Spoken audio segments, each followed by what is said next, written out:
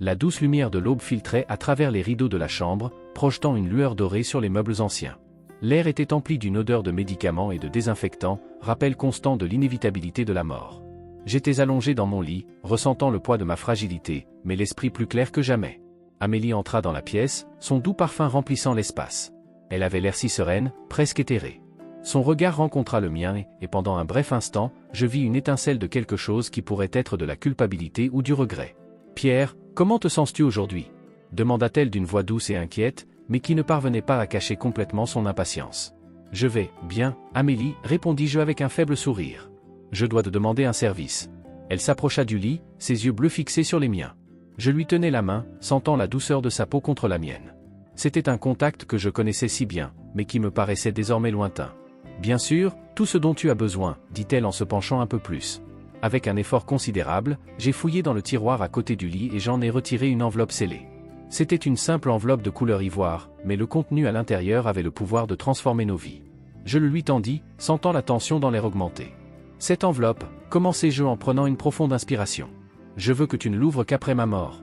Promets-moi, Amélie. » Elle prit l'enveloppe, ses doigts tremblant légèrement. Ses yeux rencontrèrent à nouveau les miens et pendant un instant, je crus voir des larmes se former. « Je le promets, Pierre, » dit-elle avec un léger sourire qui n'atteignit pas ses yeux. Quelques heures plus tard, Amélie quittait la pièce, emportant avec elle l'enveloppe et un poids invisible de secret. Elle rencontre Antoine dans un café discret, loin des regards indiscrets des connaissances lyonnaises. Le café était presque vide, un choix délibéré pour garantir l'intimité nécessaire. « Il m'a donné ça, » dit Amélie en posant l'enveloppe sur la table entre eux. « Il a dit que je ne devrais l'ouvrir qu'après sa mort. » Antoine prit l'enveloppe et l'examina d'un air pensif. Ses doigts longs et élégants, si habiles à manipuler les documents légaux, caressaient la surface scellée. « Que crois-tu qu'il t'a laissé » a-t-il demandé avec un sourire qui semblait contenir des arrière-pensées. « Je ne sais pas, » admit Amélie en se mordant la lèvre inférieure. « Mais j'espère que c'est quelque chose qui nous permettra de commencer une nouvelle vie ensemble. » Antoine se pencha en arrière sur sa chaise, les yeux brillants d'impatience. « Imagine, Amélie, une vie sans soucis financiers, libre de faire ce qu'on veut. Nous devons juste être patients. » Les deux échangèrent des regards complices, chacun perdu dans ses propres fantasmes d'une vie prospère et sans tracas. Mais le destin avait d'autres projets et la réalité allait bientôt s'installer. Le jour de la mort de Pierre arriva silencieusement, comme une douce brise éteignant la flamme d'une bougie.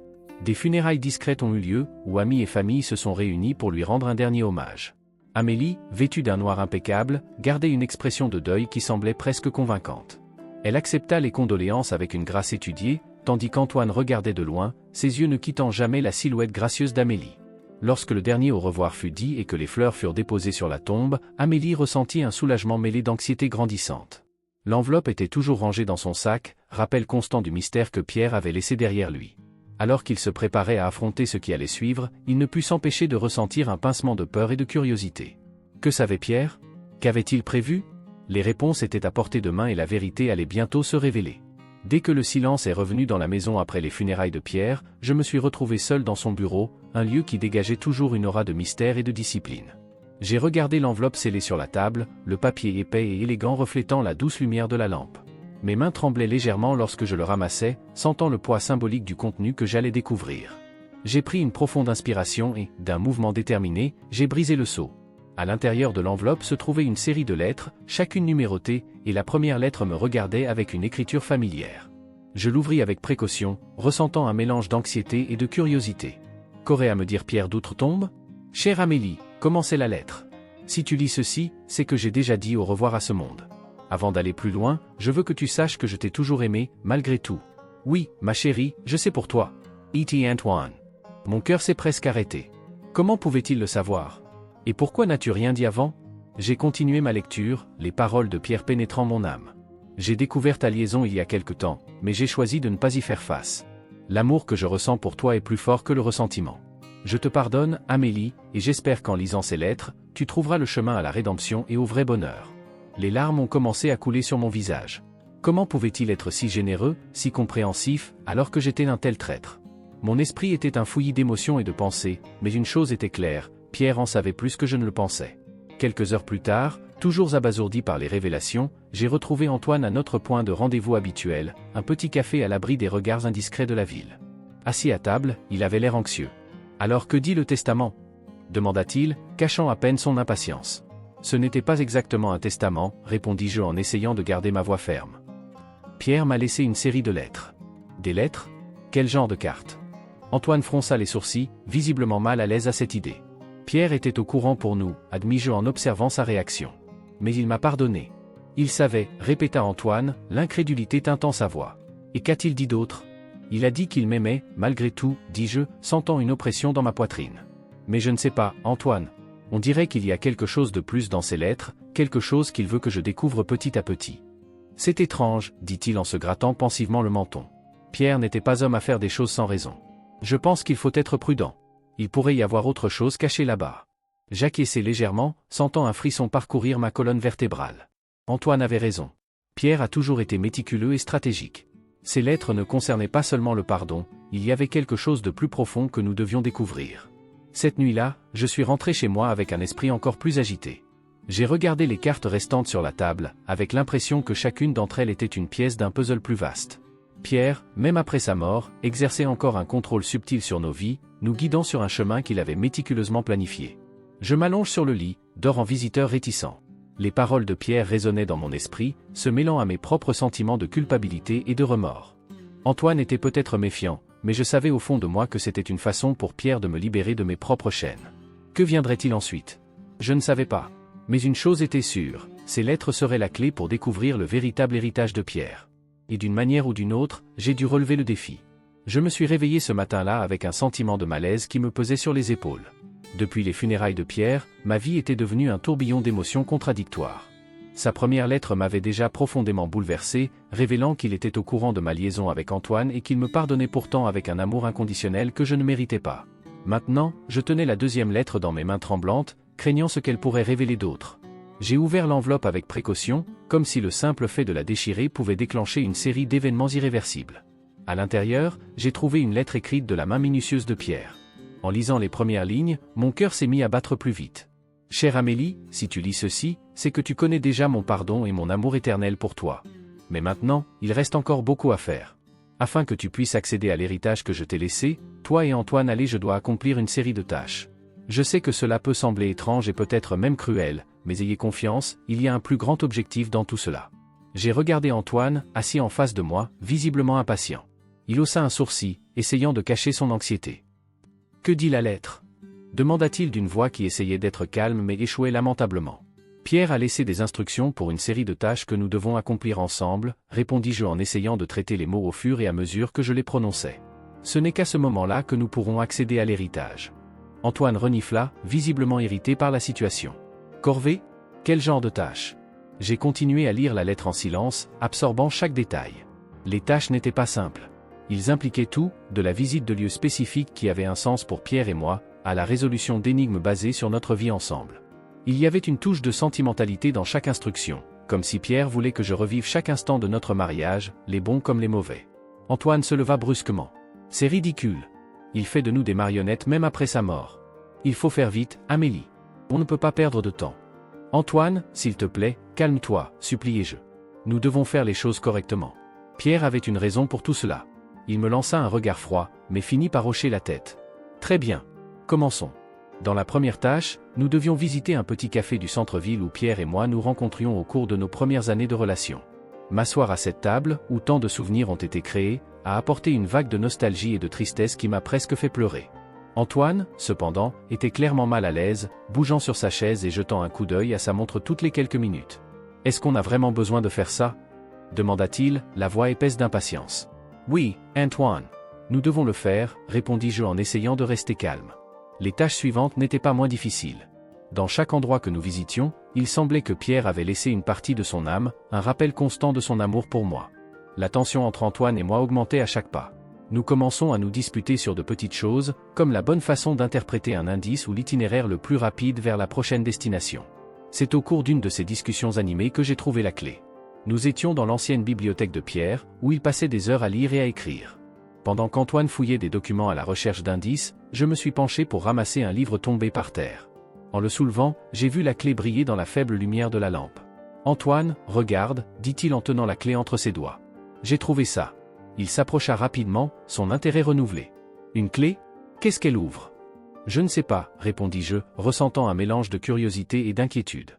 Mais je suis sûr que Pierre l'a laissée ici exprès. Cela doit être important. Antoine m'a pris la clé des mains et l'a examinée attentivement. Nous devons découvrir ce que cela ouvre. Cela pourrait être la clé de l'héritage. J'ai hoché la tête, mais je n'ai pas pu m'empêcher de sentir un frisson parcourir ma colonne vertébrale. Pierre nous guidait depuis l'outre-tombe, et chaque pas que nous faisions semblait nous entraîner plus profondément dans un labyrinthe de secrets et de révélations auxquels je n'étais pas sûr de vouloir y faire face. Cependant, il n'était pas possible de revenir en arrière. Nous étions engagés dans ce voyage, aussi douloureux et déconcertant soit-il. En arrivant au domaine de Pierre, j'ai senti un frisson me parcourir le dos. La maison, entourée de vastes champs silencieux, était une vision mêlant beauté et mélancolie.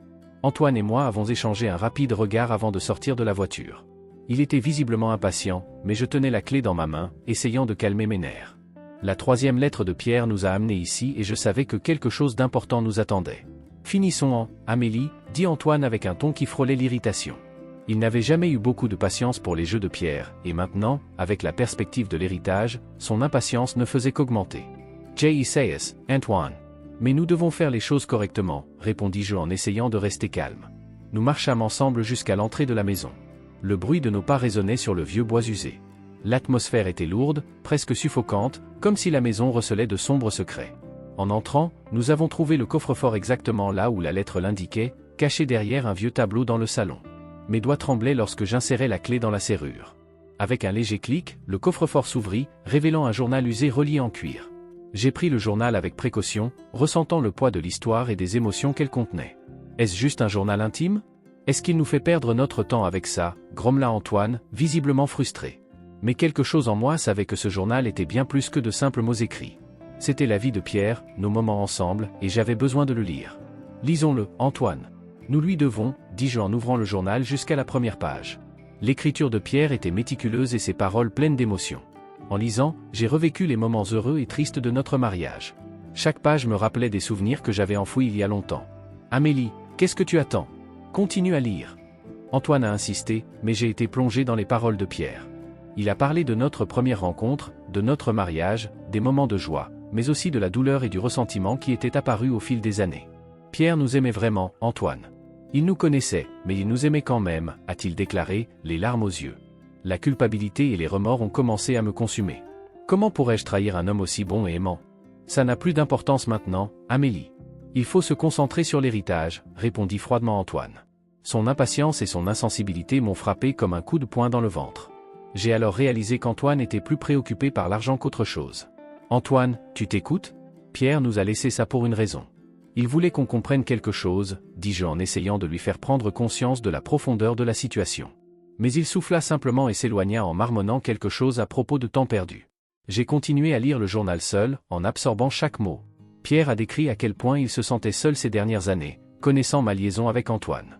Il a parlé de son amour inconditionnel, quelque chose que je n'avais jamais complètement compris jusqu'à ce moment-là. Chaque page lue était un coup de couteau dans mon cœur, mais aussi une révélation. Quand j'ai finalement fini de le lire, j'ai ressenti une vague d'émotions contradictoires. Antoine, remarquant mon changement d'attitude, s'approcha de moi à nouveau, essayant de paraître plus compréhensif. « Amélie, c'est fini. Nous devons avancer et sécuriser ce qui nous appartient, » dit-il en me touchant le bras. Mais je savais que quelque chose avait changé en moi. Les paroles de Pierre avaient une puissance qu'Antoine ne pourrait jamais comprendre. « Non, Antoine. Il faut respecter ce que voulait Pierre. Et j'ai besoin de temps pour traiter tout ça, » répondis-je en m'éloignant de lui. L'impatience d'Antoine se transforma en une expression de colère contenue. « Amélie, tu laisses les émotions brouiller ton jugement. Nous ne pouvons pas rater cette opportunité. » Il devenait de plus en plus agressif, montrant son véritable caractère manipulateur. « J'ai besoin de temps, Antoine. Et je vais continuer ça à ma manière, » déclarai-je fermement. Je savais que j'entrais en territoire dangereux, mais je savais aussi que je ne pouvais plus ignorer les sentiments que le journal de Pierre avait éveillés en moi. J'ai laissé Antoine dans le salon et je suis sorti de la maison, respirant l'air frais et essayant de me vider l'esprit. Le domaine de Pierre, qui semblait autrefois n'être qu'un décor, représente désormais un lieu de réflexion et de transformation. Je devais décider soigneusement de ma prochaine étape, consciente que les choix que je ferais à partir de ce moment façonneraient mon avenir. En regardant l'horizon, je savais que le voyage était loin d'être terminé.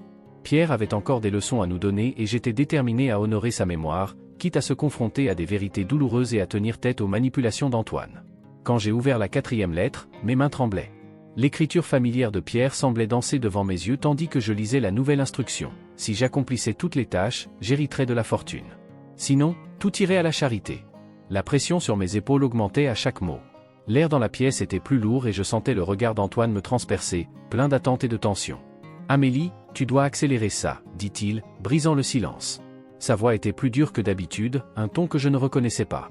Nous ne pouvons pas perdre de temps sur la sentimentalité maintenant. Je l'ai regardé, ressentant un mélange de peur et de répulsion. Pierre a abandonné ses tâches pour une raison, répondis-je en essayant de rester calme. Nous devons suivre ses instructions. Antoine s'approcha, les yeux brillants d'une intensité qui me fit peur. Ne sois pas naïve, Amélie. Nous avons besoin de cet héritage. Tu as besoin de cet héritage. Ne laisse pas le fantôme de Pierre contrôler ta vie maintenant. Je savais qu'il avait raison, mais je savais aussi qu'il y avait quelque chose de plus profond en jeu. Chaque tâche semblait conçue pour me faire réfléchir sur mes choix, sur l'amour que j'avais trahi. Ce n'est pas si simple, Antoine, murmurai-je en essayant de garder mon calme. Pierre savait ce qu'il faisait. Il souffla avec impatience. Vous ne comprenez pas, n'est-ce pas? Nous ne pouvons pas échouer. Je ne peux pas échouer. L'agressivité dans sa voix me fit tressaillir. C'était comme si un masque était tombé et que le véritable Antoine se révélait enfin. Qu'est-ce que tu dis? Ai-je demandé, ma voix tremblante. Je dis que tu dois abandonner cette stupide culpabilité et te concentrer sur ce qui est important, dit-il en se rapprochant encore plus.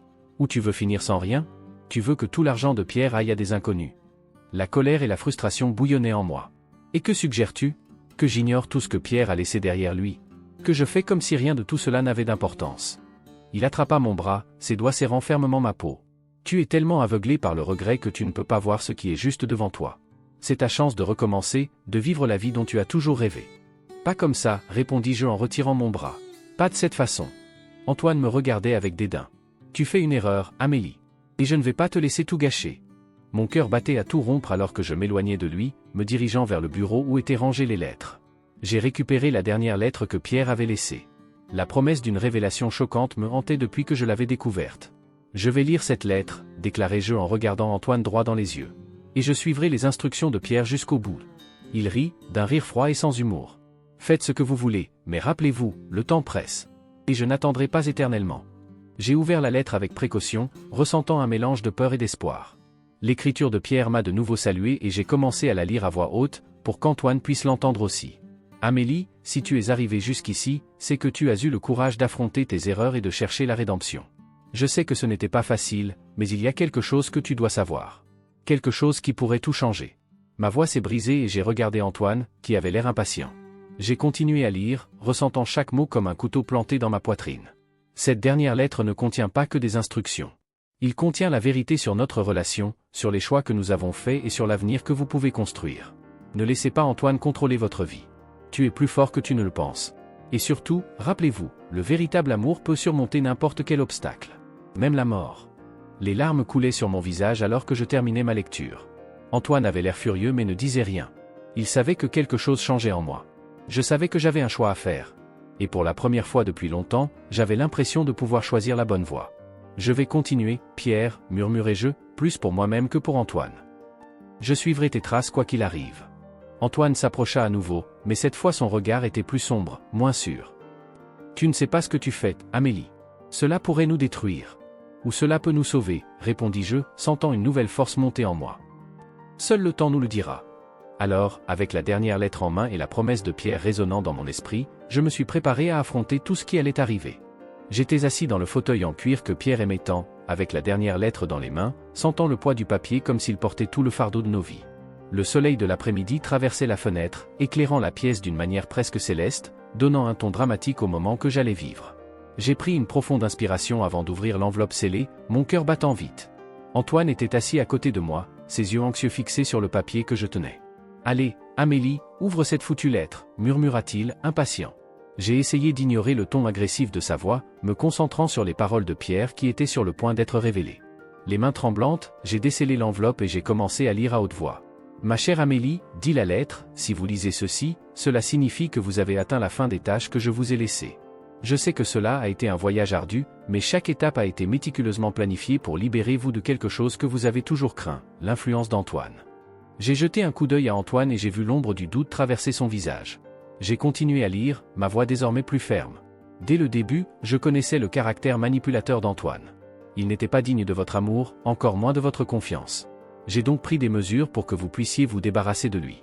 Tout ce voyage avait pour but de vous donner la force et la clarté dont vous aviez besoin. Mais il est maintenant temps d'agir.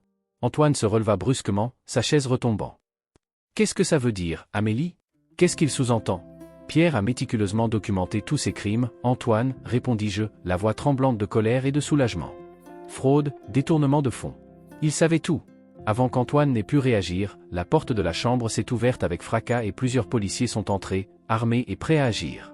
Antoine a tenté de se battre, mais a été rapidement maîtrisé et menotté. C'est un coup monté, cria-t-il, les yeux fous de désespoir. Amélie, tu ne peux pas laisser ça arriver. Je l'ai vu se faire emmener par la police, ressentant un étrange mélange de soulagement et de tristesse. Il avait joué un rôle important dans ma vie, même si c'était toxique. Lorsque le silence se fit enfin dans la pièce, je tournai mon regard vers la dernière ligne de la lettre de Pierre. Maintenant, tu es enfin libre, ma chère. Utilise notre fortune pour construire une vie basée sur les valeurs d'amour et de loyauté que nous avons toujours chéries. Et souviens-toi, je serai toujours avec toi, en esprit et en cœur. Les larmes ont finalement coulé sur mon visage, mais ce n'était pas que des larmes de tristesse. C'était un soulagement, une libération. Pierre m'avait donné une nouvelle chance, une nouvelle vie. Des mois se sont écoulés depuis cette journée chaotique. J'ai utilisé l'héritage laissé par Pierre pour fonder une association caritative en son nom, aidant ceux qui en avaient le plus besoin. Chaque acte de gentillesse était un hommage à l'homme qui m'avait aimé inconditionnellement, même face à mes défauts. Un jour, en rangeant quelques vieux documents, j'ai trouvé un dernier message de Pierre, caché dans un faux fond de tiroir de son bureau. Il s'agissait d'un don caritatif substantiel fait en mon nom. Que votre héritage soit marqué par des actes de gentillesse, peut-on lire dans le message. Je t'aime, Amélie. J'ai tenu la lettre près de ma poitrine, sentant une vague de gratitude m'envahir.